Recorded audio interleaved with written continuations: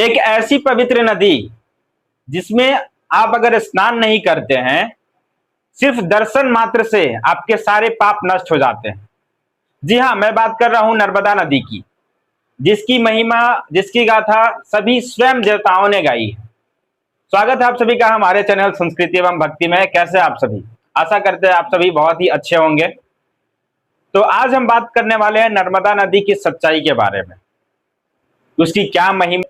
स्नान नहीं करते हैं तो हमारे जितने भी पाप है वो नष्ट हो जाता है। फिर इसकी सच्चाई क्या? हमारे चैनल पर नए हैं तो हमारे चैनल को लाइक करें, शेयर करें, सब्सक्राइब जरूर करें, साथ ही साथ अपने दोस्तों को फॉलो भेजना ना भूलें।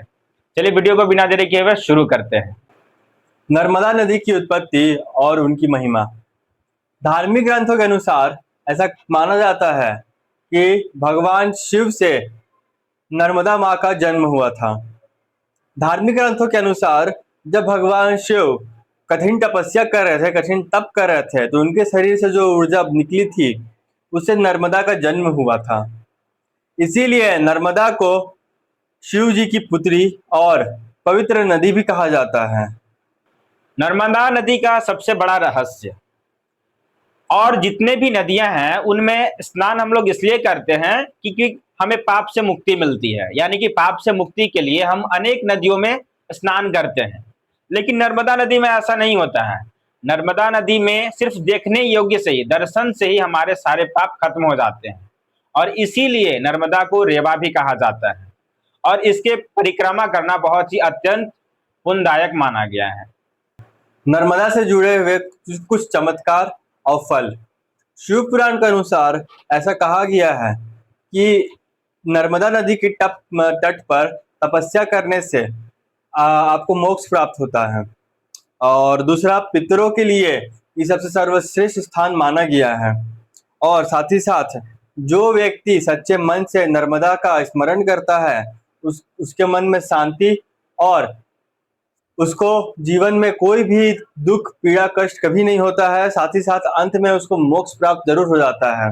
और इसके पास किया गया दान पुण्य कई गुना बढ़कर आपको ज्यादा फल देता है।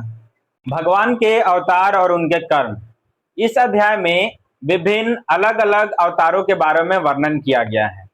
जैसे जब जब पृथ्वी पर अधर्म बढ़ता है तब तब भगवान के अनेक अवतार धर्म की रक्षा करते हैं। जैसे भगवान विष्णु के अवतार ने राक्षसों का विनाश किया, धर्म और सत्य की रक्षा की, साथ ही साथ भक्तों की भी रक्षा की। और यह हमें यह सिखाता है कि धर्म और सत्य हमेशा जीतते हैं। तो इस अध्याय से हमें क्या सीख मिलती है? इस अध्याय से हमें यह सीख मिलती है कि हमें हमेशा पवित्र स्थानों का सम्मान और श्रद्धा रखनी चाहिए। हमें भगवान के नाम जपने से हमारे सारे पाप नष्ट हो जाते हैं, उनका सारा नाश हो जाता है। और साथ ही साथ हमें हमेशा धर्म और सत्य की राह पर चलते रहना चाहिए। और एक और बात, नर्मदा सिर्फ एक नदी नहीं है, बल्कि यह नदी हमें मोक्ष प्रदान करती है। यह एक दिव्य शक्ति है जो हमें मोक्ष प्रदान करती है।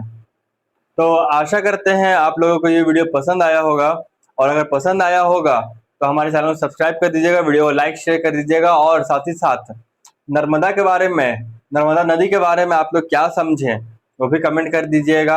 और कौन कौन नर्मदा नदी गया है ये भी बता दीजिए, और कौन सा राज्य में नर्मदा नदी स्थित है बता सकते हैं तो बता दीजिएगा। आशा करते हैं आप लोगों को हमारा वीडियो पसंद आया होगा, समझ में आया होगा नर्मदा नदी के बारे में। तो चलिए मिलते हैं आपके साथ कल की वीडियो पर। तब तक के लिए आप सभी को जय श्री राम, हर हर महादेव।